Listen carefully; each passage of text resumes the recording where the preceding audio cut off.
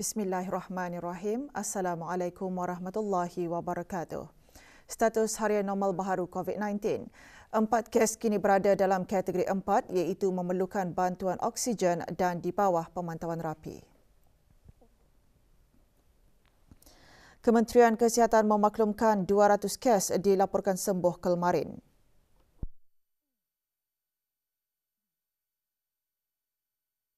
Jumlah keseluruhan pemberian 2 dos vaksin COVID-19 bagi kanak-kanak berumur 5 hingga 11 tahun, 84.6%. Bagi remaja berumur 12 hingga 17 tahun yang mendapat 3 dos vaksin, 61.2%. Manakala liputan bagi rakyat dan penduduk negara ini yang mendapatkan 3 dos vaksin, 78.3%.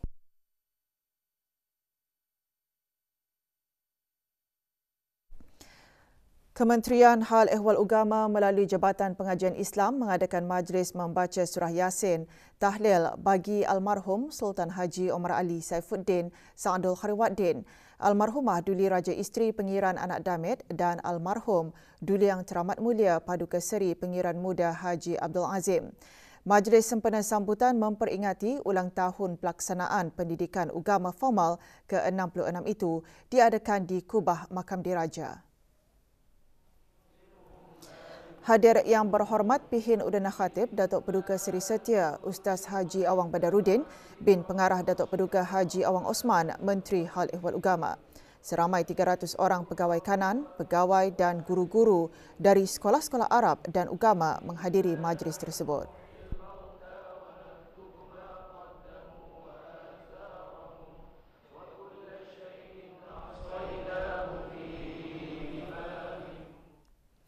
Usaha kolektif berterusan di rantau ASEAN penting dalam memajukan sektor tenaga termasuk inisiatif-inisiatif yang diterajui oleh negara Brunei Darussalam semasa menjadi pengerusi bagi Mesyuarat Menteri-Menteri Tenaga ASEAN kali ke-39 pada tahun 2021.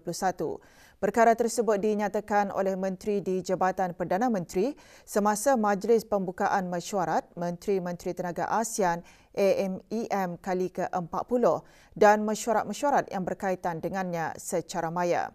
Yang berhormat Pihin Datu Lala Raja Major Jeneral Bersara Datuk Paduka Seri Haji Awang Halbi bin Haji Muhammad Yusof, Menteri di Jabatan Perdana Menteri, juga berkata salah satu pencapaian utama adalah pengesahan deklarasi Bandar Seri Begawan Joint Declaration of the 39 ASEAN Ministers on Energy Meeting on Energy Security and Energy Transition yang menegaskan pentingnya memastikan jaminan tenaga dan mempercepat peralihan tenaga serta kerjasama sektoral untuk sama-sama memajukan usaha pembangunan komuniti ASEAN khususnya komuniti ekonomi ASEAN. This joint declaration has clearly demonstrated our commitment to further strengthen and intensify our efforts in ensuring current and future energy security and accelerate the energy transition in the region for a more prepared, dynamic and sustainable regional economic community that can enhance the quality of life of our people in ASEAN. Mesyuarat AMEM ke-40 bertemakan Accelerating Energy Transition, Economic Recovery and Sustainable Growth antara lain membincangkan perkembangan aktiviti yang dilaksanakan di bawah Pelan Tindakan Kerjasama Tenaga ASEAN fasa kedua tahun 2021 hingga 2025. Acara sampingan mesyuarat turut menyaksikan pelancaran 2 dokumen. Selain itu, mesyuarat juga menyaksikan pengesahan 3 kenyataan bersama.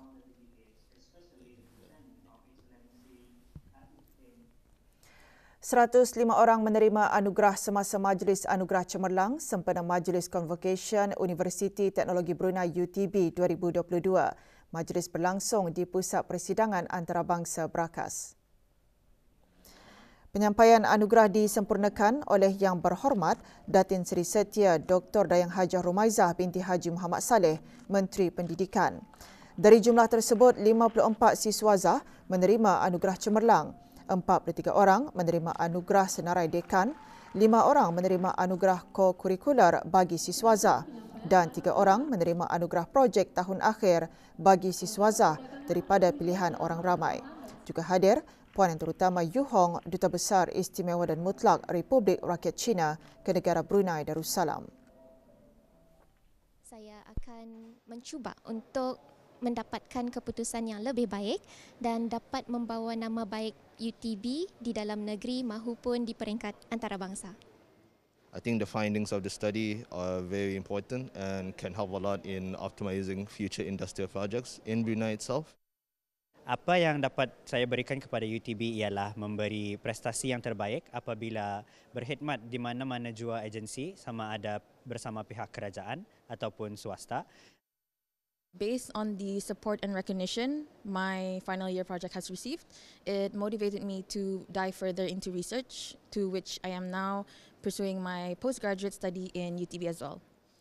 Saya akan berusaha untuk meningkatkan lagi prestasi dalam perkhidmatan kepada Universiti Teknologi Brunei khususnya dan Kerajaan Ke Bawah Duli Yang Maha Mulia secara amnya. InsyaAllah saya akan berusaha lagi untuk meningkatkan bahagian penyelidikan di UTB dalam menuju wawasan Brunei 2035. 54 murid darjah 6 Sekolah Ugama Pengiran Anak Puteri Majidah Nurul Bolkiah yang berjaya menamatkan bacaan Al-Quran 30 juz diraikan dengan Majlis Khatam Al-Quran. Majlis berlangsung di Kompleks Mimnun Jaya, Jalan Bebatik Kilanas. Majlis dimulakan dengan bacaan surah Al-Fatihah dipimpin oleh Dr. Haji Azman bin Ahmad, Setiausaha Tetap Pengajian Tinggi Kementerian Pendidikan.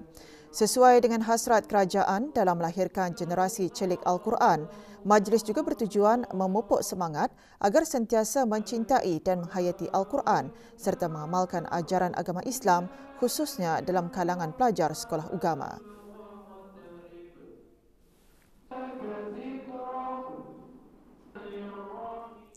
Bermula kemarin, pemakaian sungkup muka tidak lagi diwajibkan di dalam atau di luar bangunan. Bagaimanapun, pemakaian sungkup muka masih diwajibkan bagi individu yang mempunyai tanda-tanda jangkitan yang ada keperluan untuk keluar rumah. Nama, suruh kita pakai mask lagi. Tinjauan kru RTB mendapati orang ramai masih mengamalkan pemakaian sungkup muka di tempat-tempat awam termasuk gedung-gedung membeli belah dan kawasan ramai orang.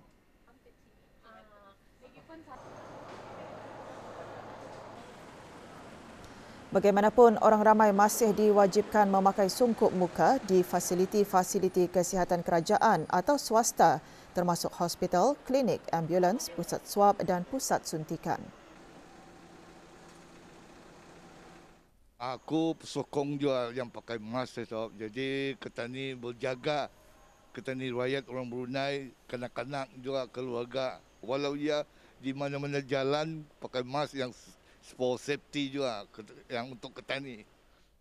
Penggunaan memakai mask di hospital untuk menjaga keselamatan diri kita ni dan orang lain juga. Kan di sini ni di hospital ni macam-macam penyakit yang tidak diketahui.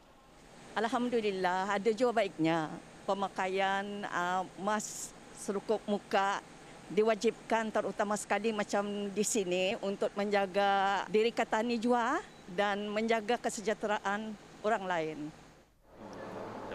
Bagi sembahyang fardu berjemaah dan sembahyang fardu Jumaat di masjid-masjid pula, penjarakan mengikut ukuran lebar tikar sembahyang bersaiz besar masih dikekalkan manakala penggunaan tikar sembahyang sendiri adalah digalakkan.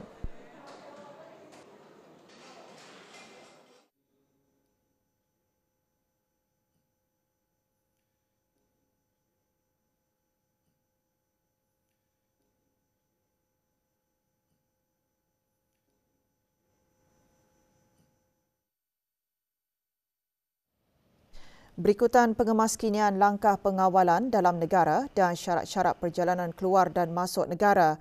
Waktu beroperasi pos-pos kawalan imigresen bagi laluan darat di negara ini dibuka dari pukul 6 pagi hingga 8 malam.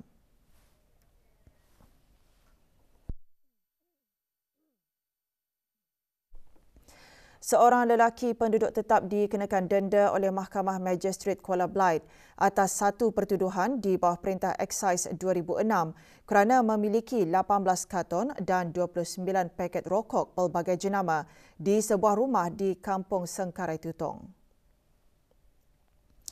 Syafwan Hafizul bin Abdullah Hindri, 22 tahun, diberi tempoh sehingga 30 Mac 2023 untuk menjelaskan denda berjumlah RM16,650 atau dikenakan 16 bulan penjara jika gagal membayar denda tersebut. Semua barang terlibat dirampas untuk dimusnahkan.